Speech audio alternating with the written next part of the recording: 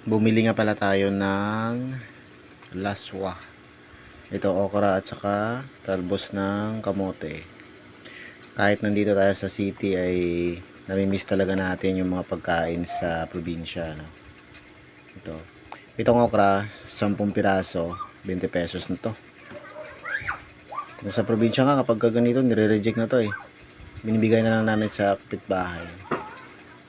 Mas masarap siguro kapag malapit ka dito. O di kaya may sasakyan ka, ano. Tapos dito may benta yung mga okra. Kahit paano may bumili. Kahit pala ganito may bumibili pa. Tapos meron ding pipino.